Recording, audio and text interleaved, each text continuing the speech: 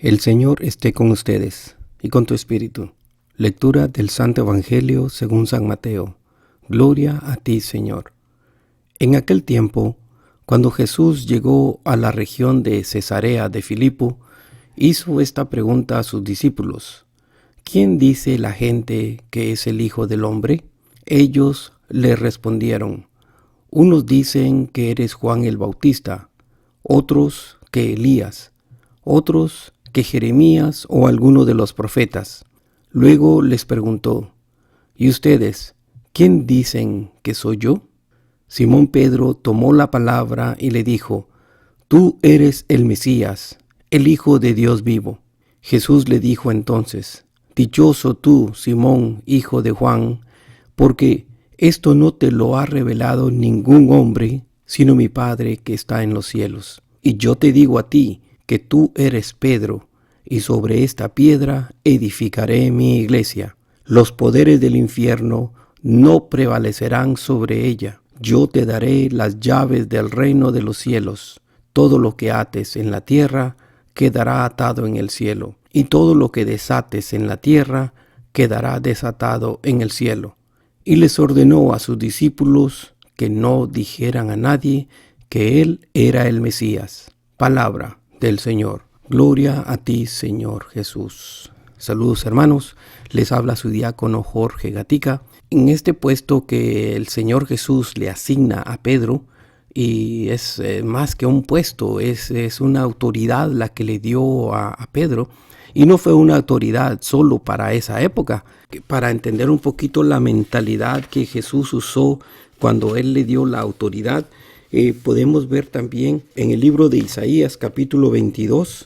Esto dice el Señor a Sebna, mayordomo de palacio: le vestiré tu túnica, le ceñiré tu banda y le traspasaré tus poderes. Será un padre para los habitantes de Jerusalén y para la casa de Judá. Pondré la llave del palacio de David sobre su hombro. Lo que él abra, nadie lo cerrará. Lo que él cierre, nadie lo abrirá.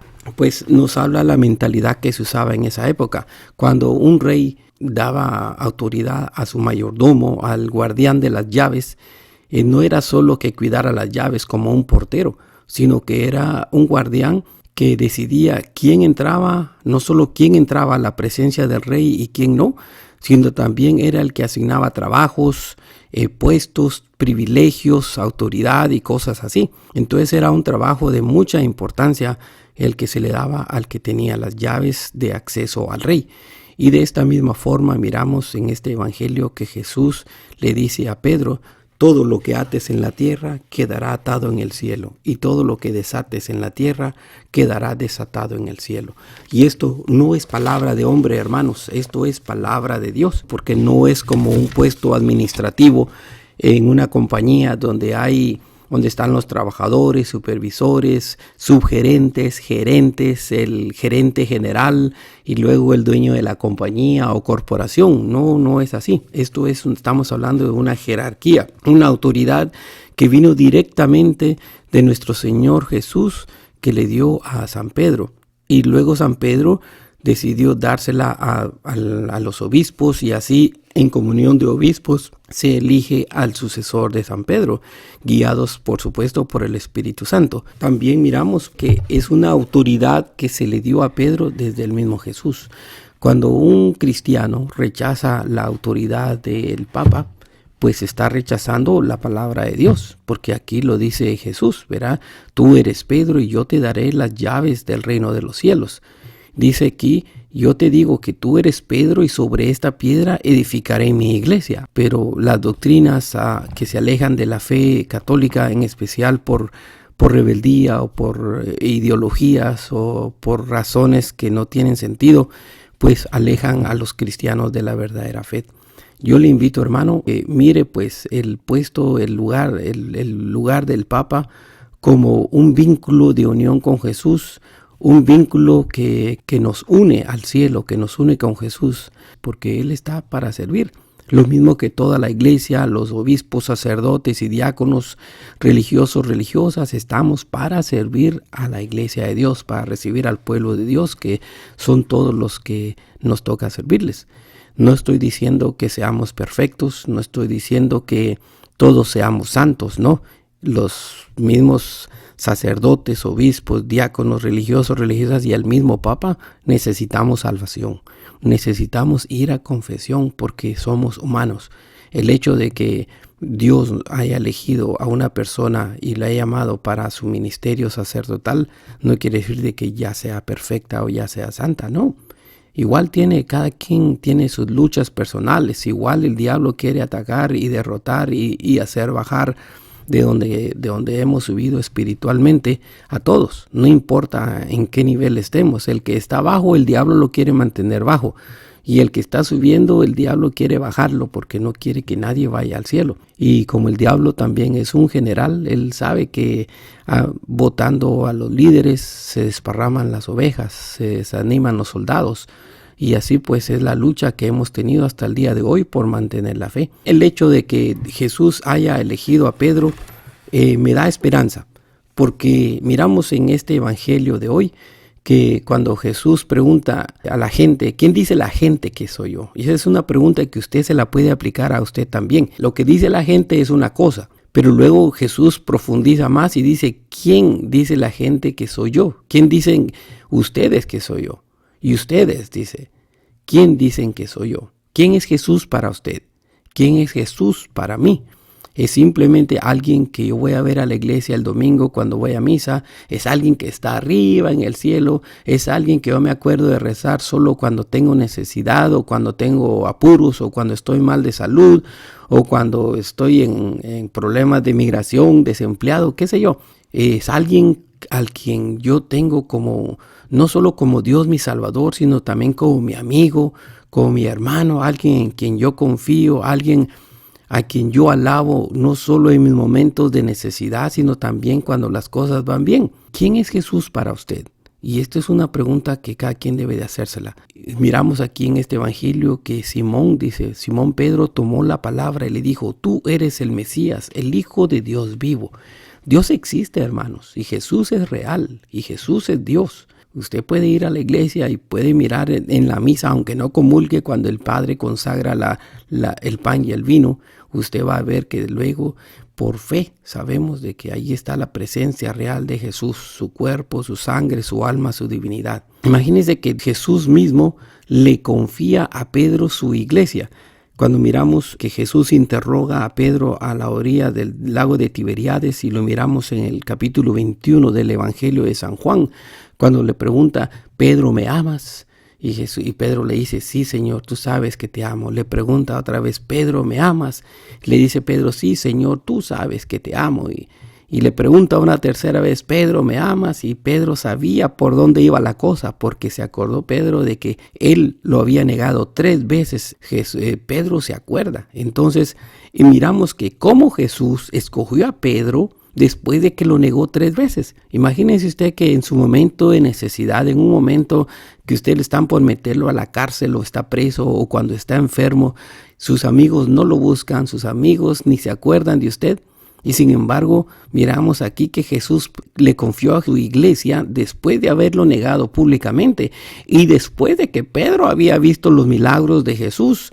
Pedro fue testigo de la resurrección de Lázaro, fue testigo de la multiplicación de los panes, fue testigo de la transfiguración, pudo caminar sobre el agua y sin embargo lo negó. Sin embargo, lo negó. Si miramos a un Pedro así, pues diríamos, pues chica, ¿cómo pudo escoger Jesús a Pedro, habiendo hecho tanto milagro delante de él? Pero les sigo diciendo que Pedro tenía sus defectos. Era impulsivo. Por impulso, que Pedro contestó y tomó la palabra y le dijo, tú eres el Mesías, el Hijo de Dios vivo. Miramos también que Pedro más adelante, en otra parte de la Biblia, encontramos, por ejemplo, en el Evangelio de San Lucas capítulo 22, Pedro le dice, Señor, yo estoy dispuesto a ir a donde tú vayas, tanto a la cárcel como a la muerte. Y esto es como una muestra de fidelidad, de lealtad a Jesús. Y esto nos trae también como un poco de recuerdo del libro de Ruth. En el libro de Ruth, Ruth le dice a su suegra, yo iré contigo a donde tú vayas yo iré, tu Dios será mi Dios y tu pueblo será mi pueblo. Y así una muestra de fidelidad. Y luego miramos que Pedro también saca su espada en el Evangelio según San Juan capítulo 18. Pedro saca su espada impulsivamente y hiere a uno de los soldados del templo. Y Jesús le dice: Pedro, guarda tu espada, porque el que a hierro mata, a hierro muere. Y Pedro ahí sí que se quedó desarmado, porque como él era impulsivo, él ya no sabía ni qué hacer. Entonces, aún con todos esos defectos que Pedro tenía, de impulsivo, de arrebatado, de actuar y luego pensar, a mí me da esperanza. A mí me da esperanza de que Jesús escogió a un hombre imperfecto, a un hombre con defectos, y le confió su iglesia. Y eso a mí como hombre me da esperanza de que Dios no está buscando perfección.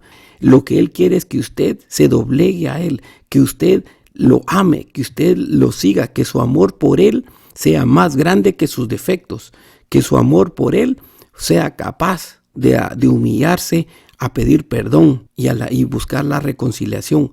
Miramos que cuando Jesús, antes de interrogar a Pedro, Pedro dice: me voy a ir a pescar, y pasaron pescando toda la noche, y ya en el amanecer, después de que Jesús había resucitado, por supuesto, y ellos estaban como a una cuadra dentro del mar, y les grita: muchachos, ¿han pescado algo? Y ellos le dicen: nada. Entonces le dice: tiren la red a la derecha. Y en eso el discípulo que Jesús amaba dice: es del Señor. Y Pedro, otra vez impulsivamente, sin pensarlo, dice que se puso la ropa y se tiró al agua y fue nadando hasta donde estaba Jesús, y llegaron casi juntos. La nave, el barco, junto con Pedro, llegaron casi al mismo tiempo a Jesús. Entonces, pero también estos impulsos que nos da el Espíritu Santo también son buenos. Por eso, hermano, que usted y yo tengamos defectos no quiere decir que Dios no nos mire, que Dios no nos hable, que Dios no nos ame, que no tenga un plan para usted y para mí. Jesús tiene un plan para usted y para mí. En primer lugar, que lo busquemos, que esos impulsos que tenemos los sepamos dirigir hacia Él. Que esos impulsos, si usted y yo somos impulsivos, que ese impulso sea buscarlo, que el primer impulso sea alejarnos del mal, que el primer impulso sea dejar el pecado, que el primer impulso sea ir a la iglesia, ir a misa, que cuando usted se sienta deprimido o triste, que su primer impulso sea buscar el sacramento de la confesión, incorporarse a la iglesia, buscar la Eucaristía, que ese sea su primer impulso. Que cuando usted esté en pecado, no diga: yo no voy a ir a la iglesia porque soy pecador. Que su primer impulso sea buscar al médico de médicos.